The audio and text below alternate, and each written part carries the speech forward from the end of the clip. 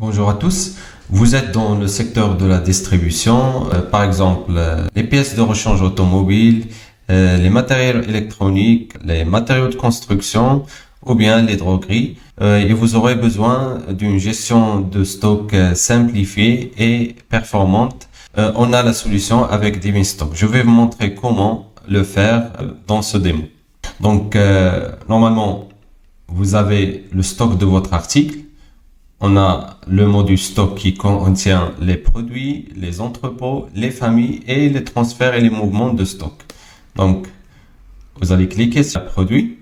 Donc, j'ai déjà une liste de produits ou bien d'articles que j'ai importés, notamment dans le secteur des pièces de rechange automobile, la vente des pièces de rechange. Donc, je vais pouvoir cliquer dans un article et voilà, j'ai le nom de mon article et j'ai la référence unique et aussi la désignation de l'article et quelques informations de détails sur l'article telles que la description, la TVA applicable, la quantité disponible en stock, les prix d'achat en hors taxe, les coûts de revient en hors taxe, les prix de vente en hors taxe et les prix de vente en TTC. Et aussi, j'ai la famille de produits et les unités de mesure. Donc, vous allez pouvoir aussi lister les achats ou bien les bons de réception que vous allez faire avec ce produit. Maintenant, j'ai pas de bons de réception, les bons de livraison ou bien les ventes et les mouvements de stock dans les entrepôts.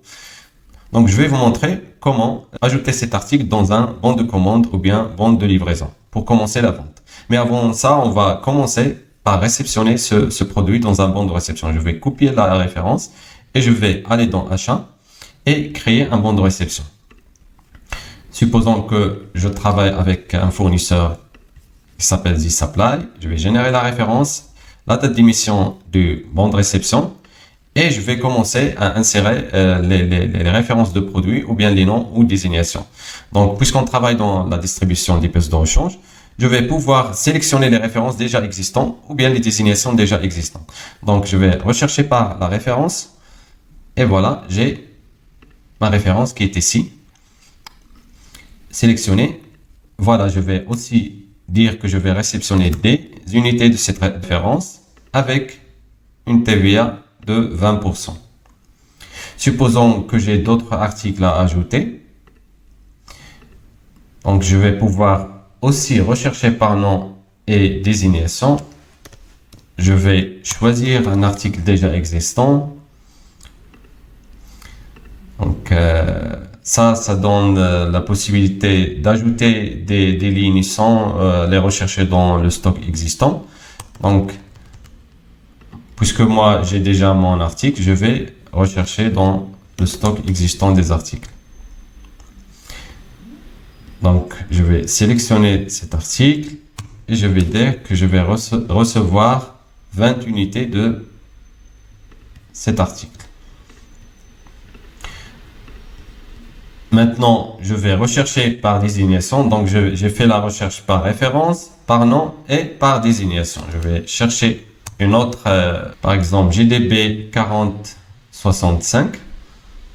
Voilà, j'ai sélectionné 65. J'ai sélectionné cet article. Je vais dire que je vais recevoir 5 unités de...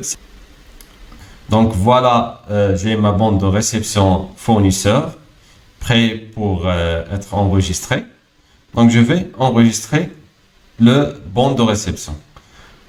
Donc, quand vous allez voir, le bon de réception s'affiche comme ça. Je vais pouvoir le valider. Voir le PDF qui est généré.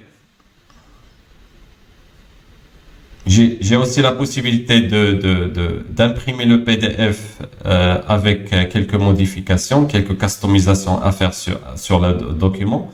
Par exemple, si je ne veux pas afficher la référence, je vais pouvoir générer un autre document sans référence. Et ainsi de suite, pour les prix et les quantités et les autres informations. Donc, je vais revenir dans le document. Et je vais pouvoir faire un impact de stock. Comme quoi dire que j'ai réceptionné ces articles en quantité dans mon stock. Par exemple, je vais sélectionner le stock de Rabah et Riyad. Je vais dire que j'ai réceptionné 10 ici. Le stock de Rabah et Riyad encore, 10 ici. Et le stock, le même stock. Comme vous remarquez, j'ai la possibilité de travailler en multi-dépôt. Donc, voilà, ici, j'ai mon validateur qui m'affiche que je dois ajouter la quantité 5.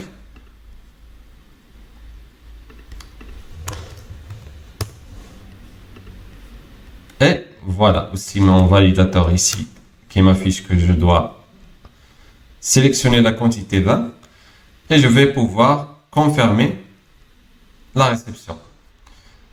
Donc, j'ai mon rubrique stock qui est activée et j'ai les mouvements de stock qui sont ajoutés dans l'entrepôt de Rabah et Riyad. Donc voilà, j'ai réceptionné les quantités dans la date. Maintenant, si je vais au mouvement de stock, je vais trouver les trois articles ajoutés par la transaction, le bon de commande BC0036. Si je clique sur BC0036, je vais pouvoir retrouver le même article. Je vais juste changer le BC en BR pour dire que c'est un bon de réception. Et voilà. Maintenant, si je copie cet article et je vais dans Recherche, voilà mon article qui est affiché avec la quantité 10. Si je clique sur l'article, voilà, je vais retrouver la quantité 10 et le stock mis à jour. Si je clique sur Entrepôt, donc comme vous allez voir, j'ai deux mouvements de stock. Celle de 0, c'était une initiation de création de produit. Donc on a créé le produit avec la quantité 0 et on a ajouté un autre mouvement qui est causé par le BR0036. Et maintenant, on a 10 articles dans notre stock. Si je clique sur Achat, vous allez retrouver que j'ai réceptionné l'article par le fournisseur Z-Supply en quantité 10 avec les prix, voilà, avec les prix hors taxes et TTC. Donc voilà, on a validé la réception des produits. Maintenant, on va pouvoir commencer le processus de la vente. Donc je vais pouvoir aller dans le module vente, créer un bon de livraison et générer un bon de livraison. Je vais générer un bon de livraison pour un client d'hiver avec une date d'émission et je vais dire que je vais vendre le même article, même référence en quantité 1 avec un prix de 1120 en unité et avec TVA 20%.